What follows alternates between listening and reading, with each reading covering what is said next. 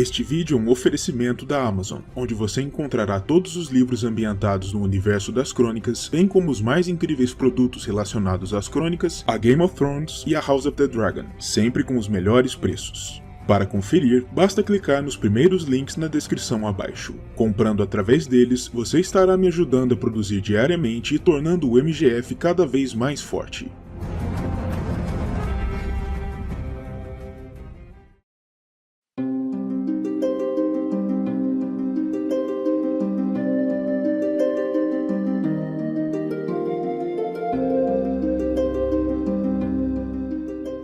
Aegon Targaryen nasceu em Pedra do Dragão, a fortaleza insular de sua família, no fim do ano 120 após a conquista, como o mais velho dos filhos da princesa Rhaenyra Targaryen, a herdeira presumida ao trono de ferro, com seu marido, príncipe Daemon Targaryen, o irmão mais jovem do rei, Viserys I.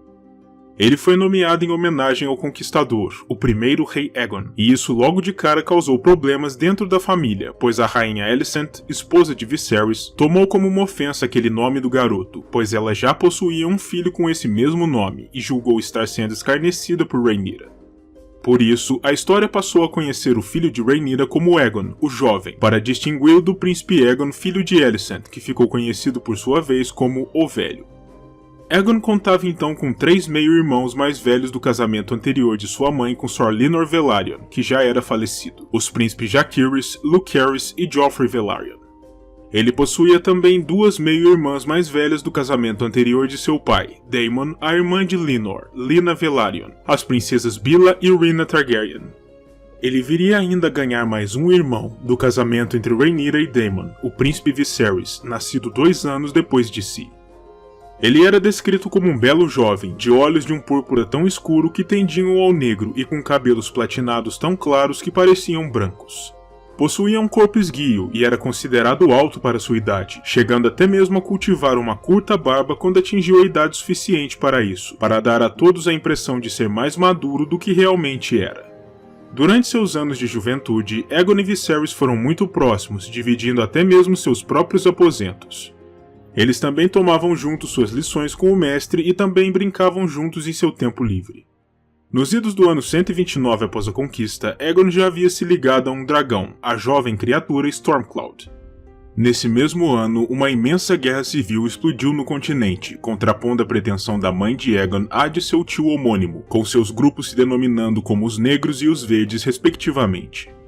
De acordo com os termos enviados por Aegon II à mãe do jovem Aegon, a ele e a Viserys seriam dados lugares de prestígio em sua corte, como parte do acordo oferecido por ele para que Rhaenyra abrisse mão de sua pretensão.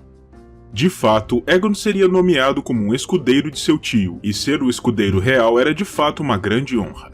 Ainda assim, sua mãe recusou furiosamente tais termos, e o conflito se tornou inevitável. Na segunda parte do ano de 129, temendo aquilo que poderia acontecer à linhagem negra, o príncipe Jaehaerys enviou Aegon e Viserys até Essos, para que ficassem sob a proteção do príncipe de Pentos, um velho amigo do pai deles, até que a guerra acabasse e os negros assumissem o poder. Os 2 meninos foram embarcados, juntamente com Stormcloud e com um ovo de dragão, na coca mercantil Pentoshi Alegre Abandono, para que cruzassem o Mar Estreito, já que Aegon nunca havia voado em seu dragão antes.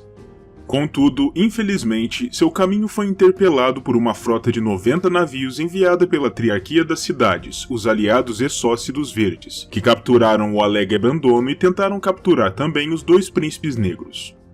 Viserys foi preso, por não contar com nenhuma rota de fuga possível, mas Aegon conseguiu montar desesperadamente em Stormcloud, se agarrando com vigor às escamas de seu pescoço, e pela primeira vez, o jovem dragão levantou voo, sob uma chuva de dardos de besta, sustentando diversos ferimentos enquanto voava, em pânico, para longe do inimigo. A dupla eventualmente conseguiu atingir Pedra do Dragão, com muito custo, e infelizmente para Aegon, depois dessa experiência traumática, ele ainda precisou ver seu dragão morrendo na hora subsequente à sua chegada. Aegon, embora não tenha sido ferido fisicamente, ficou marcado pela experiência, mas ainda assim conseguiu relatar à guarnição do castelo sobre a captura do Alegre Abandono e, mais importante ainda, de seu irmão Viserys, já que ambos não poderiam voar juntos sobre o jovem e inexperiente Stormcloud. Com a morte de sua criatura, Aegon se tornou desgostoso ao ponto de jamais tentar clamar outro dragão, e nunca mais voltaria a voar novamente. Ele também sentiu uma culpa profunda e persistente por ter precisado deixar seu irmão mais jovem para trás, à mercê dos homens da triarquia, e talvez como forma de mitigar a culpa que Aegon sentia, Jaehaerys liderou um ataque vigoroso contra a frota, para resgatar Viserys. Infelizmente para os negros, Jaehaerys faleceu durante tal ataque, juntamente com seu dragão Vermax, no 5º dia do ano 130 após a conquista. Nesse mesmo ano, no entanto, Rhaenyra capturou a capital, e assim que a Rainha Negra se sentiu segura o suficiente para isso, ela convocou o jovem Aegon na corte. Quando ele ali chegou, sua mãe o nomeou copeiro real para que ele estivesse próximo a ela durante todos os momentos e aprendesse os rudimentos do governo, caso viesse a se tornar o herdeiro, tal como Viserys fizera com a própria Rhaenyra antes. Ainda assim, Aegon mal dizia uma palavra sequer durante este período, tamanho era seu desgosto. Mesmo que Rhaenyra tivesse retomado a capital dos Verdes, seu governo ainda foi encarado por diversas ameaças, em especial a fuga do rei Aegon II e a destruição promovida por Aemond e por Vhagar nas terras fluviais. Além disso, Lord Ormond Hightower e o príncipe Daemon Targaryen também lideravam um grande exército, que poderia avançar contra a capital a qualquer tempo, derrotando todas as tropas negras em seu caminho. Isso fez com que sua mão, Lord Corlys, sugerisse termos de paz, que incluiriam ele mesmo tomando a filha de Aegon II, Jaehaera, como sua protegida, até que ela estivesse pronta para desposar o Aegon de Rhaenyra, mas a Rainha Negra recusou essa ideia firmemente. Durante o meio ano em que a mãe de Aegon governou em Porto Real, Rhaenyra lentamente perdeu o controle sobre os populares, o que eventualmente incendiou em um distúrbio e protestos na capital, que duraram 2 dias inteiros e culminaram na invasão do Fosso dos Dragões. Durante a noite do 2º dia dos protestos, Aegon estava com a mãe sobre o topo do telhado da Fortaleza Vermelha, e dali eles viram a queda do príncipe Joffrey das costas de Syrax, a criatura da rainha, para sua morte, além de testemunharem a morte da própria Syrax. Na manhã seguinte, Rhaenyra fugiu da capital, levando Aegon consigo, além de alguns homens e mulheres que ainda permaneciam leais. Rhaenyra vendeu sua coroa em troca de uma passagem em um navio para si e para os seus, e eles eventualmente atingiram a Fortaleza Parda em Valdocaso, a sede dos Darkling. Com a morte de Joffrey, Rhaenyra se tornou temerosa e desgostosa, e se recusava a ficar distante de Aegon em qualquer momento, fazendo com que o menino se tornasse uma espécie de sombra pálida da Rainha Negra a todo tempo. Ambos viajaram com sua escolta de homens leais desde o porto de Valdocaso até Pedra do Dragão, a bordo do navio Violand, mas quando lá chegaram, tiveram a pior das surpresas. Em sua ausência, o assento de Rhaenyra havia sido secretamente tomado pelos Verdes, e Aegon II já os aguardava, pronto para prender a ambos quando dessem as caras por ali. Quando Rhaenyra e Aegon chegaram aos portões da fortaleza, viram lá os corpos carbonizados de seus antigos apoiadores pendurados sobre a abertura do portão. Aegon foi o primeiro a se dar conta da gravidade do que viam, e enquanto sua mãe ainda ponderava a respeito do que havia acontecido ali, ele a urgiu para que fugissem o quanto antes, mas isso de nada adiantou. Os 3 membros da guarda da rainha foram mortos, e quando Aegon tentou corajosamente pegar uma das espadas caídas para defender sua mãe, Sir Alfred Broom, um dos homens leais aos Verdes, desdenhosamente a chutou de lado, impedindo que o garoto tivesse sequer uma chance de lutar. Ambos foram capturados com vida e levados à presença de um Sunfyre ainda ferido, e de Aegon II. Ali, Rhaenyra e o irmão trocaram palavras ásperas, antes que um Aegon furioso ordenasse que Rhaenyra fosse apunhalada em seu coração, antes de ordenar a seu dragão que a inundasse em chamas, para depois devorar a carne de seu corpo, tudo diante do olhar horrorizado do jovem Aegon. Aquele evento foi de tal maneira horrível para Aegon que criou nele uma escara mental e psicológica que o acompanharia pelo restante de sua vida. Daquele momento em diante, ele passou a odiar e a temer profundamente todos os dragões, pela forma como um lhe havia roubado sua mãe por completo. Sir Alfred aconselhou o rei a executar Aegon também, mas Aegon II recusou a ideia, dizendo que o Aegon filho de Rhaenyra teria mais valor vivo, como refém, e poderia inclusive contribuir para encurtar a guerra, já que os apoiadores negros permaneciam em campo, mesmo com a morte de sua rainha. Por isso, o rei ordenou que Aegon fosse algemado e enviado para as masmorras sob Pedra do Dragão, onde deveria ser mantido sob forte guarda. Enquanto isso, de volta à capital, que havia sucumbido para os Verdes uma vez mais, Lord Corlys Velaryon mudou sua aliança para Aegon II, e o Lorde insistiu que o príncipe filho de Rhaenyra fosse libertado e casado à única filha sobrevivente do rei, Jaehaera, para que os 2 ramos conflitantes da casa Targaryen fossem unidos e a guerra pudesse chegar ao fim. A rainha viúva Alicent a princípio negou a ideia, mas mais tarde, convencida por Lord Larry Strong, relutantemente deu seu consentimento para o noivado. Contudo, seu filho, ao retornar ao seu assento na capital, recusou a ideia, insistindo que a linhagem da irmã morta terminasse com Aegon, tamanho era o ódio que o rei sentia por Rhaenyra. Aegon II, ao invés disso, sugeriu que o Aegon jovem pudesse ser enviado para a muralha ou pudesse mesmo ser castrado, para impedir que gerasse descendência. Ao menos Lord Tyrion Lannister concordava com o desejo do rei em matar Aegon, mas Lord Larys, mais uma vez persuasivo, convenceu Aegon II tanto do noivado do Aegon jovem com sua Rhaenyra, quanto com a ideia de nomeá-lo como seu herdeiro, já que naquele momento ele não tinha filhos que pudessem herdar seu trono, insistindo que, depois que a guerra estivesse terminada, a questão sucessória poderia ser endereçada com mais calma. Aegon permaneceu como cativo de seu tio por ao menos meio ano após a morte de sua mãe, e durante esse período, os apoiadores negros continuaram lutando com vigor contra os verdes, mesmo sem ter uma figura real a quem defender naquele momento. Quando Aegon II faleceu em circunstâncias misteriosas, aparentemente envenenado, Aegon passou a ser o novo rei, tendo sido declarado como herdeiro, e por isso, ele e Lord Corlys cavalgaram para fora dos portões da capital, sob um estandarte de paz e renderam a cidade à força negra que se aproximava, liderada por Lord Kermit Tully.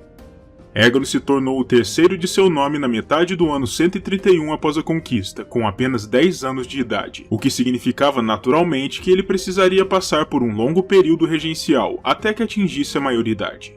Pelos 5 anos seguintes, os 7 reinos foram governados pela mão do rei e por um conselho de regentes, e um sem número de maquinações, trapaças, intrigas e até assassinatos aconteceriam durante este período, pois sempre que um rei fraco ou jovem demais se senta no trono, os cães ao seu redor sentem o cheiro de carne fresca, e vislumbram um reino pronto para a colheita. Durante a chamada Falsa Alvorada, os julgamentos na corte pelo assassinato de Aegon II, tanto os lordes dos rios que haviam conquistado a cidade quanto os velhos partidários do rei morto juraram sua lealdade a Aegon III. Depois da cerimônia de cremação do Aegon II, o terceiro deste nome pronunciou sobre a colina que carregava o nome de seu grande antepassado que a paz havia chegado, enquanto Lord Corlys enviou mensagens a antigos partidários do rei morto com promessas de anistia, caso jurassem sua lealdade a Aegon. Além dos Lordes dos Rios na cidade, Aegon também deu as boas-vindas a Lord Cregan Stark, o Senhor do Norte, um firme apoiador de sua mãe durante a guerra. O exército numeroso do Nortenho lhe permitiu tomar o poder na capital para executar o julgamento pelo assassinato do antigo rei, e esse momento ficou conhecido pela história como a Hora do Lobo, e essa tomada de poder ensejou alguns rumores insidiosos sobre o Lorde do Norte, incluindo aquele que afirmava que seu plano era na realidade matar o garoto rei, para tomar então para si mesmo a coroa, se casando com a filha sobrevivente de Aegon II.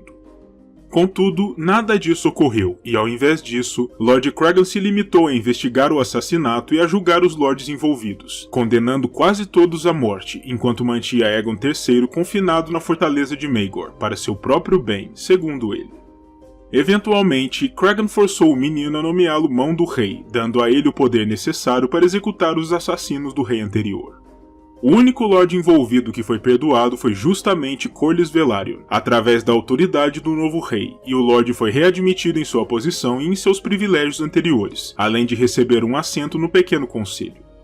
Apesar de já ter sido aclamado como rei e de já ter recebido diversos juramentos de lealdade então, Aegon ainda não era formalmente o rei, pois não havia sido coroado e ungido com os olhos sagrados. Mas mesmo assim, Lord Cregan permitiu que o perdão de Aegon na corte se mantivesse, e o garoto foi testemunha ocular das execuções dos outros lordes. Aegon se casou com sua prima Rhaenyra no 7º dia da 7ª lua do ano 131 após a conquista, em uma cerimônia realizada fora do arruinado Fosso dos Dragões, sobre a colina de Rhaenys. O casamento uniu por fim os dois ramos e as duas facções da casa Targaryen uma vez mais, inaugurando uma nova era de paz, ou assim todos imaginavam. Seguindo seu casamento, o casal viajou em uma liteira aberta até a Fortaleza Vermelha, onde Aegon finalmente foi coroado oficialmente como terceiro de seu nome. A primeira ação de Aegon como rei oficialmente foi preencher as 5 vagas restantes na Guarda Real, e então determinar que seu conselho de regentes e sua mão se sentassem ao seu lado para a governança do reino. Embora Aegon se sentasse sobre o trono de ferro quando era esperado dele, de outro modo ele raramente era visto na corte, talvez não querendo se aproximar mais do que o necessário do trono que havia desgraçado sua família e causado, indiretamente, a morte de sua mãe. Já no fim do ano 131, o povo da capital começava a se sentir desgostoso e algo impaciente com seu novo rei, enquanto boatos sobre sua nova mão, Sir Tywin Lannister, começavam a circular. Com a morte súbita de Lord Corlys em 132 após a conquista, a questão sucessória de Aegon se tornou, de repente, premente. Quando perguntado sobre quem seu herdeiro deveria ser, o jovem rei citou o nome de um de seus pouquíssimos amigos, Ghaemon Cabelo Pálido, um bastardo, um dos pretendentes que haviam se adiantado durante a chamada Lua da Loucura, ainda durante a guerra, para tentar clamar o trono para si. Tal sugestão do rei foi prontamente ignorada pelos seus regentes. Já no caso das meio-irmãs de Aegon, Billa e Rhaena, suas pretensões foram ignoradas por conta de seu sexo, ainda mais diante do terrível precedente estabelecido durante a dança, embora considerasse que quaisquer filhos homens das meninas poderiam ser herdeiros adequados. O ano 133 após a conquista trouxe a febre da primavera sobre Westeros, atingindo muitas pessoas no reino. Aegon se distinguiu nesse contexto como um rei compassivo, visitando os afligidos pela praga, falando com eles e, por vezes, até mesmo segurando suas mãos. Ele raramente falava, a verdade seja dita, mas sua mera presença era um conforto para os adoentados. Ele fez o mesmo por Sir Tywin Lannister, sua mão, enquanto este era levado pela doença. Nos dias seguintes à morte de sua mão, Aegon continuou a trabalhar para tentar manter a coesão de seu reino durante a crise. Ele nomeou 2 novos homens para a guarda real e ordenou que corvos fossem enviados a Thaddeus Rowan, a quem ele desejava nomear mão, Allen Velaryon, que seria seu novo mestre dos navios, e sua prima Billa Targaryen, para que viesse também à corte. Contudo, Lord Anduin Pike e o grande mestre Montcalm, os 2 únicos regentes que permaneciam com a saúde boa o bastante para ainda governar, desfizeram todas as ordens de Aegon, e com o apoio do mestre, Pike nomeou a si mesmo como a nova mão, tomando o poder efetivamente. O Lorde também desautorizou as nomeações de Aegon para a guarda real, colocando homens seus no lugar dos escolhidos pelo rei. Aegon ainda tentou protestar, mas Lord Pike não lhe deu ouvidos, pois o rei ainda era por demais jovem para contrapor a vontade do orgulhoso senhor. Pike fez diversos outros apontamentos por toda a corte, à revelia da vontade de Aegon, e todos os apontados eram homens seus servidores, amigos ou parentes, para fortalecer ainda mais seu controle por sobre a corte. Isso incluiu até mesmo Sir Gareth Long, um antigo apoiador, para o posto de mestre de armas da Fortaleza Vermelha, ou seja, o homem responsável pessoalmente por treinar Aegon no combate. O rei logo passou a desprezar Sir Long e ignorava suas instruções frequentemente, recusando-se a cooperar ou simplesmente caminhando para longe dele. E como Gareth não tinha permissão de ferir o rei de nenhuma forma, ele não podia aplicar os castigos físicos que seriam comuns no caso de um aprendiz desobediente. E por isso, ele sugeriu a Pike que tornasse Ghaemon Cabelo Pálido, o bom amigo de Aegon, no seu rapaz do açoite, ou seja, naquele que receberia os golpes endereçados a Aegon sempre que este se comportasse mal. As lágrimas e o sangue vertido das feridas de Ghaemon foram motivações suficientes para Aegon para mudar seu comportamento, e suas habilidades com armas melhoraram rapidamente. No dia do festim de nosso pai acima de 133 após a conquista, Aegon apenas observou enquanto Lord Pike ordenava que as masmorras da fortaleza fossem esvaziadas, e todos os presos fossem executados publicamente. Alguns dos prestes a morrer apelaram ao rei por clemência, mas disse que Aegon permaneceu ali, imóvel como pedra, aparentemente nem sequer ouvindo os apelos. Mais tarde ainda naquele mesmo ano, o casamento de Aegon chegou ao fim quando sua esposa Jaehaera morreu subitamente, aparentemente por suicídio, embora os rumores naturais sobre assassinato tenham se espalhado por toda a Porto Real. Lord Pike, sempre sedento por poder, tentou noivar o rei a sua própria filha, Lady Muriel Pike, mas muitos lords desaprovavam a ideia, com um novo casamento se dando tão próximo à data da morte da rainha anterior. Lord Cragan Stark alegou que o Norte não tomaria com bons olhos esse casamento, enquanto Lord Kermit Tully chamou a coisa toda de presunçosa, e até mesmo o grande mestre Montcalm mostrou vacilo em seu apoio, afirmando que tal casamento serviria apenas aos interesses pessoais de Pike, ao invés de ir para o bem do reino.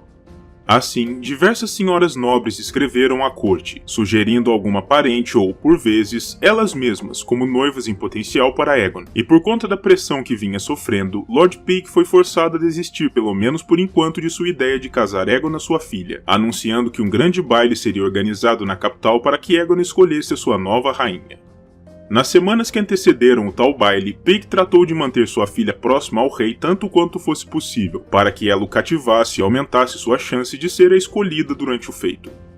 No dia do baile em si, precisamente o dia consagrado à donzela naquele ano, todas as candidatas foram apresentadas ao rei em fila, enquanto ele se sentava alto no trono de ferro. Aegon se limitava apenas a acenar com a cabeça para cada uma das candidatas antes que a guarda real as conduzisse para longe e trouxesse a próxima, e o desinteresse do jovem rei com aquela coisa toda apenas crescia conforme as horas passavam. De acordo com Cogumelo, esse era o exato desejo de Lord Pyke, que o rei se sentisse tão entediado com as outras nobres que, quando chegasse a hora de decidir, a escolha por Míriel lhe fosse apenas natural. Quando apenas algumas poucas donzelas ainda restavam a ser apresentadas, Bila e Rina irromperam a sala do trono com suas damas de companhia e com a jovem Rhaenyra Velaryon, de apenas 6 anos, de forma imponente, e se dirigiram até Aegon no trono. Depois disso, as outras apresentações foram feitas com uma pressa indecorosa, tamanha era a vontade de Aegon em encerrar aquilo. Por fim, o rei ordenou que Gyman, seu copeiro, anunciasse a todos os presentes que a donzela escolhida havia sido Rhaenyra Velaryon, apesar de sua pouca idade. Isso deixou Lord Pyke apoplético, e mesmo que mais tarde ele tenha tentado convencer Aegon de que ele deveria se casar com uma mulher mais velha para que pudesse gerar herdeiros o mais depressa possível, ele foi desautorizado pelos outros regentes, e a escolha do rei permaneceu. Aegon e Rhaenyra se casaram no último dia daquele ano. Por algum tempo após seu casamento, Aegon se tornou menos sombrio e taciturno, embora Lord Pyke tenha feito seu melhor para fazê-lo retornar a seu estado passivo anterior. No ano 134, quando Lord Allen retornou à capital, após findada sua primeira grande viagem marítima, o rei e a corte foram até as docas para lhe dar as boas-vindas. Ali, Lord Velaryon presenteou Aegon com algo que havia encontrado em Lys, ninguém menos do que seu irmão mais jovem, Viserys, aquele que havia sido capturado no alegre abandono 4 anos antes, durante a Batalha da Goela. A sobrevivência e o retorno a salvo de seu irmão mais jovem removeram das costas de Aegon o peso da culpa que vinha carregando durante todo aquele tempo, além de ajudar bastante a reduzir a crônica solidão de sua graça, já que Viserys, sem ressentimentos com o irmão, voltou a ocupar sua posição como a companhia constante. Por outro lado, o velho amigo do rei, Gyman, foi rapidamente esquecido e sua rainha Rhaenyra foi negligenciada daquele tempo em diante. Viserys voltara à corte acompanhado por sua esposa, Lara Rogar, membro da poderosa família banqueira Lycena, bem como muitos de seus irmãos. No ano seguinte à sua chegada à corte, Lara deu à luz um filho de Viserys, e através desta criança, a sucessão de Aegon parecia assegurada por aquele momento, pois o rei ainda não tinha tido filhos. Viserys colocou um ovo de dragão no berço de seu filho. Contudo, quando o rei ficou sabendo que o ovo de Lena Velaryon havia dado origem a um verme sem asas que havia ferido a criança em seu berço, ele ordenou, preocupado, que todos os ovos fossem removidos dos berços na corte, e os tirou do castelo por completo, provocando a ira de seu irmão. Os dois ficaram sem se falar durante todo um mês, até que Gyman, que vinha servindo como provador real, morreu por envenenamento, veneno esse que era endereçado ao rei e à rainha. Isso fez com que Viserys esquecesse sua raiva e consolasse seu irmão, mas Aegon ficou arrasado com a perda do amigo mesmo assim, e seu antigo jeito sombrio se apossou dele mais uma vez após a morte, deixando-o completamente desinteressado em sua corte e em seu reino de forma geral. A situação apenas piorou com a queda dos Rogar em Lys, a bancarrota de seu banco e o aprisionamento de diversos Rogar na capital. Outros tantos lords, inclusive a mão de Aegon, também foram presos. Lara também deveria ser presa, mas quando Sir Amory Pyke chegou a Maegor para prendê-la, tanto Aegon quanto Viserys lhe negaram a entrada, resultando no chamado Cerco Secreto, que durou 18 dias.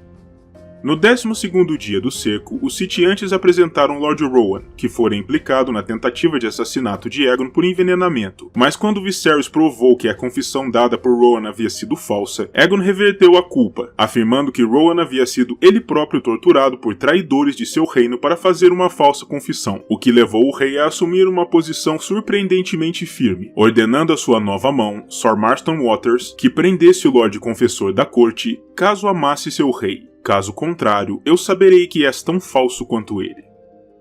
De acordo com o registro de Arquimestre Gilden, Aegon naquele momento se parecia com um rei em cada centímetro de sua figura. 6 dias mais tarde, quando os corvos foram enviados para diversos lordes para que viessem à capital, Aegon decidiu romper seu cerco.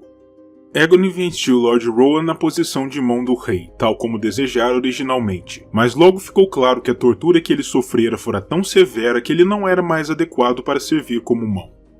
Por isso, ele foi destituído e seu lugar foi ocupado temporariamente por Grande Mestre Muncan, até que uma nova mão pudesse ser encontrada. Durante o chamado Ajuntamento de Lordes, no ano 136, 3 novos regentes foram selecionados, enquanto Lord Thorhen Manderly foi escolhido como a nova mão de Aegon. No 16º dia do nome de Aegon, em 136 após a conquista, o rei chegou à reunião do conselho e dispensou todos os seus regentes, bem como sua mão, e cancelou seus planos para que Aegon partisse em progresso real. Lord Manderly se sentiu ultrajado pela forma brusca como fora dispensado, e de acordo com Gilden, aquele momento tornou o Lorde um inimigo amargo de Aegon dali em diante. Apesar dessa demonstração de autoridade, Aegon era tido como um rei quebrado que governava sobre um reino quebrado, e permaneceu melancólico até o final de seus dias, não encontrando prazer em quase nenhuma faceta da vida, e se mantendo preso em seus aposentos por dias a fio. Levou nada menos do que 10 anos até que Aegon finalmente consumasse seu casamento, quando sua esposa tinha 16 anos de idade, mas eventualmente a rainha de Nira deu à luz 5 crianças para o rei. Daeron em 143, Baelor em 144, Dina em 145, Rina em 146 e Elina em 150. Após seu nascimento, naturalmente, o príncipe Daeron foi nomeado como príncipe de Pedra do Dragão, o herdeiro ao trono. Mas apesar dessa feliz notícia dos nascimentos dos herdeiros ao trono, o governo de Aegon em si continuou a ser infeliz. Ele teve grandes dificuldades para trazer a um reino devastado a paz e a prosperidade de volta, e ao mesmo tempo, seu caráter frio e pouca ou nenhuma alegria lhe impediam de cortejar seus súditos ou lordes vassalos, de modo que Aegon se tornou rapidamente impopular. Durante os últimos anos de seu reinado, sua mão se tornou seu irmão Viserys, que passou a se ocupar da maior parte do trabalho administrativo. Juntos, os dois irmãos lidaram com os pretendentes ao trono que clamavam ser Daeron Targaryen, irmão mais jovem de Aegon II, e um a um, todos foram provados como impostores. Além disso tudo, Aegon sempre foi culpabilizado pelas mortes dos últimos dragões Targaryen, os maiores trunfos militares de sua casa, sendo conhecido pela posteridade como a Desgraça dos Dragões. E existem até mesmo aqueles que ainda teorizem que, devido ao seu ódio mal disfarçado e ao seu medo fundamental das criaturas, Aegon pode até mesmo ter conspirado junto aos mestres da Cidadela para acelerar o desaparecimento dessas bestas aladas. Uma informação que se torna algo irônica quando se considera que, no fim de seu reinado, Aegon passou a se convencer de que, por mais que os temesse, os dragões poderiam ser usados para desencorajar aqueles que se opunham a ele e, por iniciativa de seu irmão Viserys, mandou vir 9 magos de Essos para tentar empregar técnicas místicas e fazer com que os ovos que os Targaryen ainda tinham em seu poder eclodissem, mas sem sucesso. O reinado triste e pouco prolífico de Aegon III se encerrou no ano de 157 após a conquista, quando o rei faleceu de uma doença conhecida apenas como o consumo, mas que nós em nosso mundo conhecemos como tuberculose, quando Aegon tinha 36 anos de idade.